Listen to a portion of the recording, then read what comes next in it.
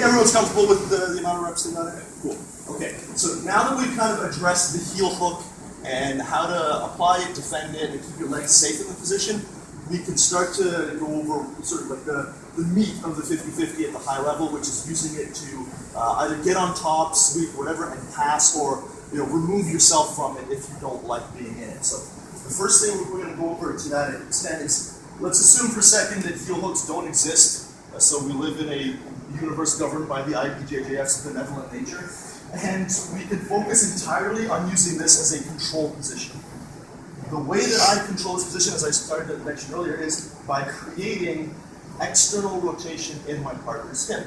So really the battle for control here involves getting the foot to the mat. If my foot is on, or my leg is kind of chambered on Rich's hip, and his foot is on the mat, as he turns his knee, he controls the lever to my hip. So let's say we're both trying to get to our feet. Or let's say I'm trying to get to my feet and Richie doesn't want me to get to my feet. If his foot stays on the ground, or in the air, sorry, I can turn, technical stand up, get to my feet. He probably doesn't want that. So he puts his foot on the mat, and as I try to get up, I'll tear my groin before I get to my feet while he's going down. So that's the first movement we're going to do, is just, I'm going to start trying to get up, he's going to put his foot on the mat, and turn me back down.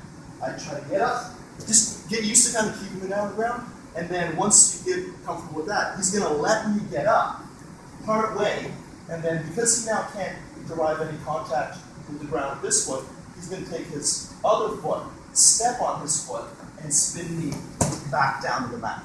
So I'm trying to get up, he pushes me back down that way, and then he lets me get up part way and pushes me back down that way. So the key to sort of timing on that is, if I get up to the point where I can put enough weight on this leg and bring my weight far enough forward, now try to push it back down with the other foot, now nothing's going to really happen. For that to be effective, just let's turn this way, my heel has to be turned in. I want to internally rotate, he wants to externally rotate. So when I get up, I immediately turn my heel in. This, if we teleport back to a universe where heel hooks exist, becomes very important, because if I stand like this, and he does that rotation, he can just heel hook me right now. He doesn't have to put me on my butt anymore, he can just break my leg. So I make sure I turn my heel in, and I lean my weight over space here. If I'm like this, spinning back to the ground, there's not enough weight on this leg to overwhelm the force that he can generate with both legs. My weight over here and my toes, and you notice I'm basically in a track stance. So there's no way that he's spinning. There's the structure of your muscle. Exactly. You're using these for hamstrings. I'm aligned this way. If I'm aligned this way, that's good. I'm going to go right back over. So just play with that control scheme.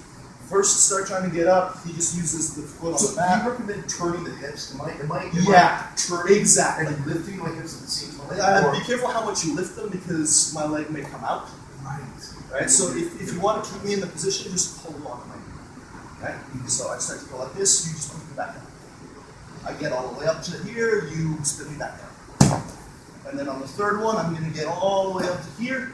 Turn my heel, and you shouldn't be able to spin me back down. So we're just going through the 3 stages of how you can control somebody, keep them on the mat, and then get to your feet.